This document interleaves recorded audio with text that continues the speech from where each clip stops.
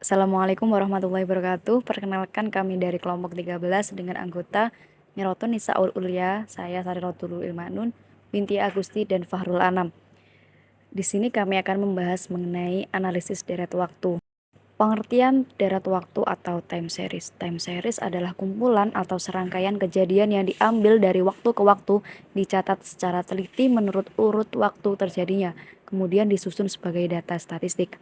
Jika nilai variabel atau besarnya peristiwa dalam urut waktu diberi simbol Y1, Y2, dan Yn, dan waktu-waktu pencatatan nilai variabel atau peristiwa diberi simbol X1, X2, dan seterusnya, maka runtut waktu dari nilai variabel Y dapat ditujukan oleh persamaan Y sama dengan Fx. Artinya, besarnya nilai variabel Y tergantung pada waktu terjadinya peristiwa itu. Subbab berikutnya mengenai komponen time series. Ada 4. Yang pertama, pola tren. Pola tren adalah gerak naik turun dari waktu ke waktu. Hal ini dapat diakibatkan karena adanya teknologi atau pola perilaku penduduk. Contohnya, tren belanja online yang terus meningkat dari tahun ke tahun. Kemudian yang kedua ada pola musiman. Ini adalah suatu data yang dipengaruhi oleh faktor musiman. Misalnya, pola peningkatan harga daging saat menjelang hari raya atau tahun baru. Kemudian yang ketiga ada pola siklus, adalah pola yang pengulangan berupa peningkatan maupun penurunan atau fluktuasi yang efeknya terjadi dalam waktu singkat yang dipengaruhi oleh fluktuasi ekonomi jangka panjang, misalnya siklus bisnis suatu produk. Kemudian yang terakhir ada pola irregular. Ini adalah pola tidak teratur, tidak sistematik, durasinya pendek dan tidak berulang. Contohnya penurunan produksi padi dan gagal panen akibat wabah. Saya Farul Anam, NIM 126402213221 akan melanjutkan materi yaitu tentang metode analisis tren dengan rata-rata. Metode rata-rata yaitu yang pertama membagi data menjadi dua bagian, kemudian menghitung rata-rata kelompok 1 dan kelompok 2, kemudian menghitung selisih kelompok 2 dikurang kelompok 1.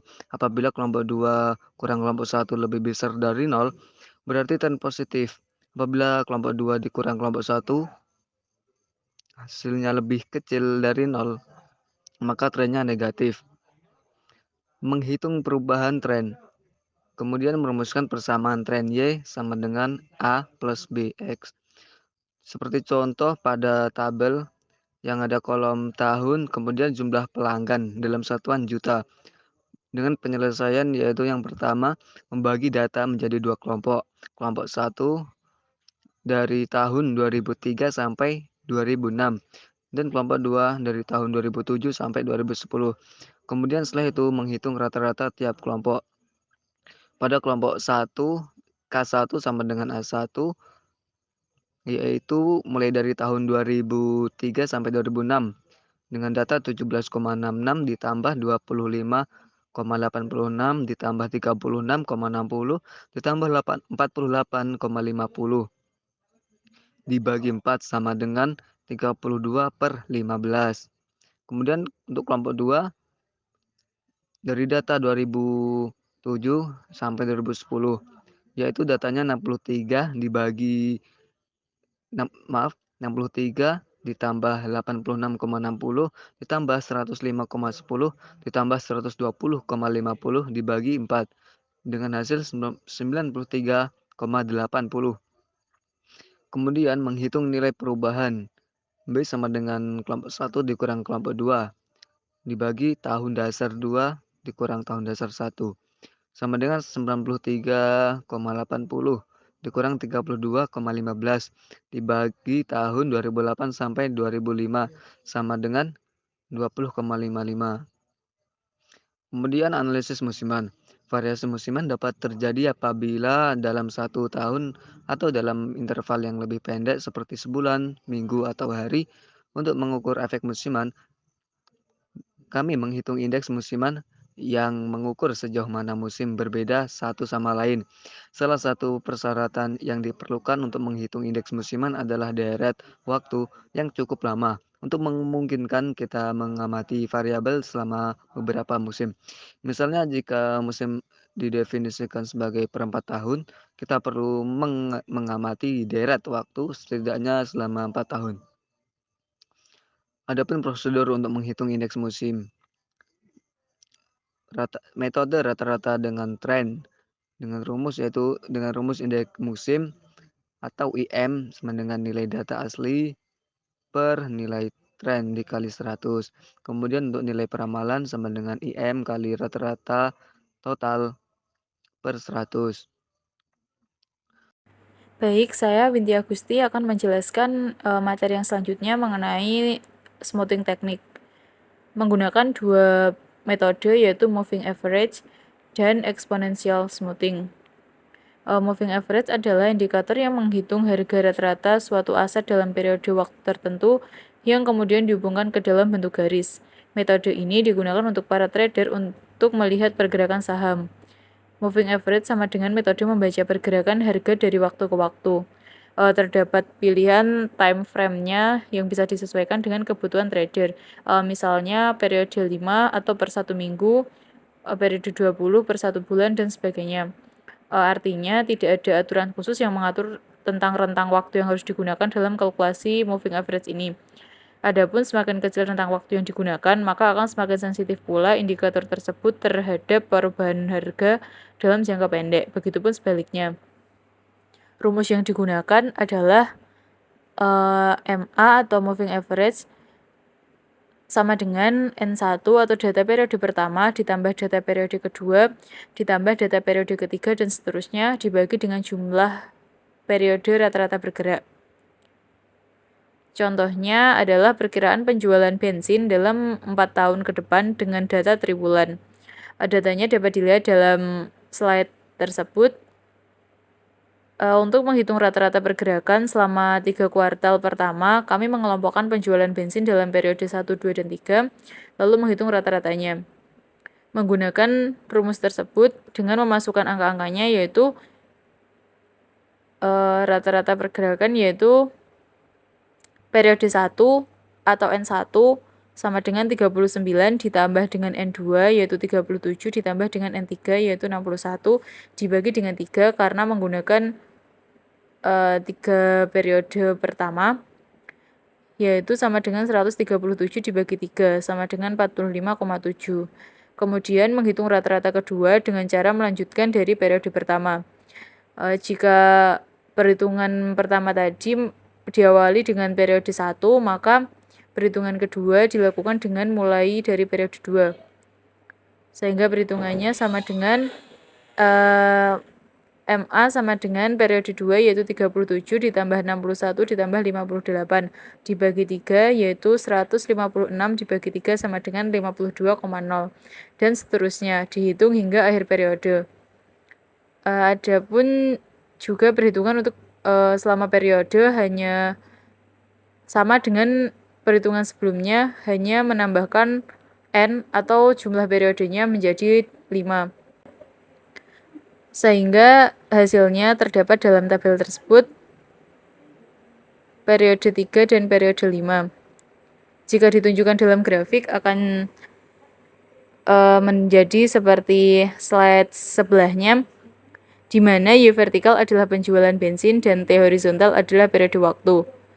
Dalam grafik tersebut, garis biru menunjukkan penjualan selama 4 tahun, garis merah menunjukkan moving average selama 3 periode, dan garis kuning putus-putus menunjukkan rata-rata bergerak selama 5 periode.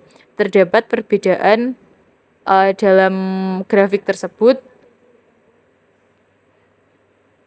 sehingga dapat dibandingkan antara periode 3 periode dan 5 periode.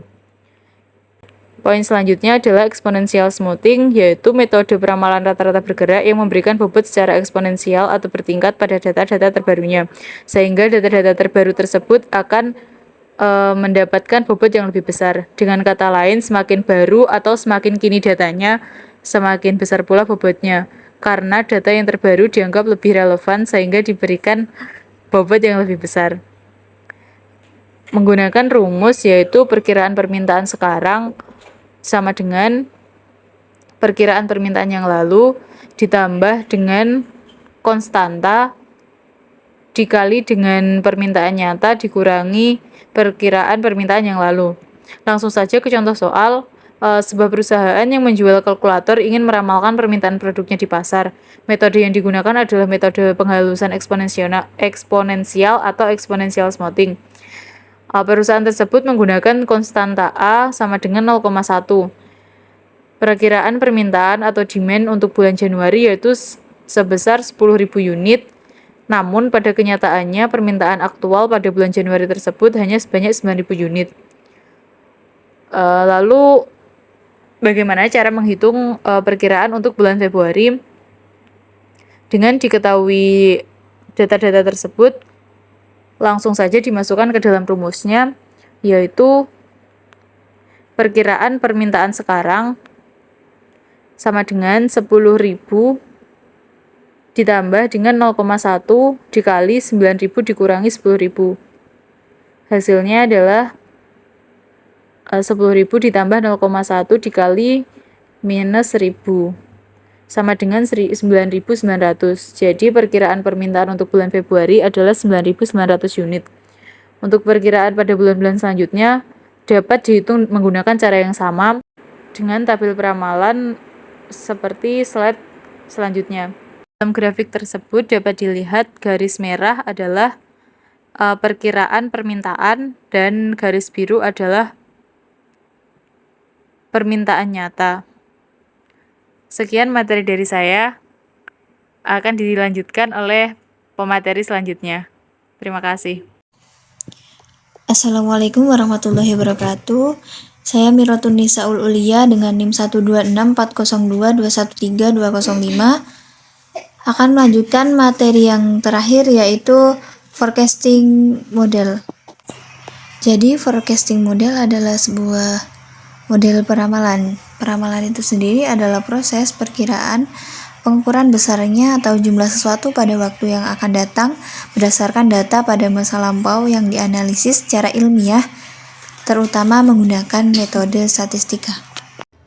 Jadi kegunaan mean absolute deviation atau MAD itu untuk menghitung rata-rata perbedaan absolut antara nilai aktual dan perkiraan, sedangkan SSE itu sendiri adalah jumlah dari perbedaan kuadrat. Bisa dilihat di dalam slide bahwa MAD memiliki rumus sigma YT min FT dibagi N, di mana YT adalah nilai sebenarnya dari deret waktu pada periode waktu T. FT adalah nilai ramalan deret waktu pada periode waktu T. Dan N itu sendiri adalah jumlah periode waktu. Dan untuk SSE itu rumusnya sigma dalam kurung YT min FT tutup kurung pangkat 2. Kita dapat menghitung ramalan menggunakan MAD atau SSE. Misalnya saja jika kita memiliki 5 tahun pengamatan bulanan, jadi kita menggunakan 4 tahun pertama untuk mengembangkan model peramalan, dan kemudian kita menggunakan 4 tahun tersebut tadi untuk meramalkan tahun kelima. Karena kita tahu nilai sebenarnya di tahun kelima, kita bisa memilih teknik MAD atau SSE. Berikut ini adalah contoh soal dari model peramalan.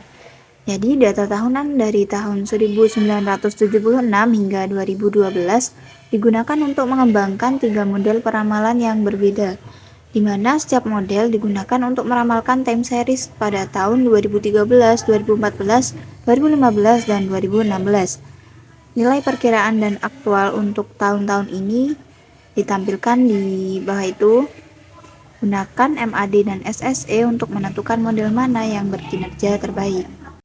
Bisa dilihat untuk tahun 2013, 2014, 2015, 2016 aktual time series dan untuk model 1, 2, dan 3.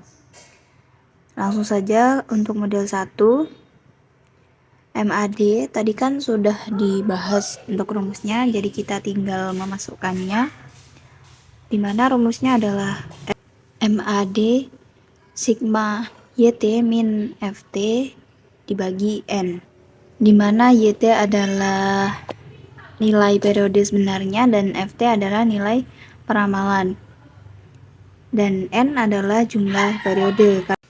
Langsung saja untuk model 1 MAD-nya kita langsung masukkan berdasarkan rumus yang tadi. Jadi actual time series-nya itu 129 dan nilai perkiraannya 136. Diperoleh dari itu angka 1, 136, 148 dan seterusnya. Lalu kita masukkan ke rumus dan kita memperoleh hasil 6,75. Dan untuk SSE kita kan tadi sudah membahas rumusnya, jadi tinggal masukkan. Untuk perkiraan atau peramalannya tetap menggunakan model yang ke-1 dan kita memperoleh hasil 185. Dan untuk model 2 itu caranya masih sama. Untuk model 2 MAD kita mendapatkan hasil 8,5 dan untuk SSE-nya kita mendapatkan hasil 526. Dan untuk model yang ketiga kita memperoleh hasil untuk MAD-nya 5,5 dan SSE-nya 222. Jadi dapat dilihat berdasarkan hasil model 1, 2, dan 3 bahwa model 2 itu lebih rendah dari model 1 dan 3. Dan berdasarkan hasil bahwa model 1 menghasilkan perakiraan yang cukup akurat. Dan sedangkan model 3 ramalannya cukup mendekati sebagian besar nilai aktual, namun meleset dalam jumlah yang kecil pada periode waktu. Untuk selanjutnya yaitu autoregressive model, di mana model ini menentukan bahwa nilai yang berurutan dari deret waktu yang berkorelasi. Untuk estimasi koefisien kita peroleh garis regresi yaitu YT sama dengan B0 plus B1 YT min 1. Berdasarkan contoh soal yang ada di slide sebelahnya itu, di mana indeks harga konsumen digunakan sebagai ukuran umum inflasi. Hal ini adalah langkah penting karena tingkat inflasi yang tinggi sering mempengaruhi pemerintah untuk mengambil tindakan yang korektif. Tabel yang ada di slide itu mencantumkan indeks harga konsumen dari tahun 1980 sampai tahun 2015 dan kita akan mencari perkiraan perubahan IHK pada tahun 2016 menggunakan autoregressive model. Jadi untuk langkah penyelesaiannya kita masukkan IHK untuk tahun 1980 karena kita akan menentukan persentase perubahan untuk tahun 1981 dan persentase perubahan untuk tahun 1981 hingga 2014 itu sebagai variabel independen dan persentase perubahan dari tahun 1982 sampai 2015 sebagai variabel dependen. Hasil ini diperoleh dari perhitungan melalui SPSS atau Excel dan kita akan menghitungnya secara manual. Jadi diperoleh garis regresinya YT sama dengan 0,145 plus 0,4481 YT min 1. 0,145 itu diperoleh dari koefisien sebelum perubahan dan 0,4481 itu sesudah perubahan. Dan karena perubahan IHK terakhir adalah 0,12, jadi perkiraan untuk tahun 2016 adalah Y 2016 sama dengan 0,0145 ditambah 0,4481 Y 2015 karena yang kita cari adalah tahun itu. Maka diperoleh hasil 0,0145 ditambah 0,448811,12% dikali 2 dan hasilnya adalah 0,07%. Jadi perhitungan dari autoregressive memperkirakan peningkatan 0,07% dalam IHK untuk tahun 2016. Baik, itu tadi pemaparan materi dari kelompok 13. Sekian dan terima kasih. Wassalamualaikum warahmatullahi wabarakatuh.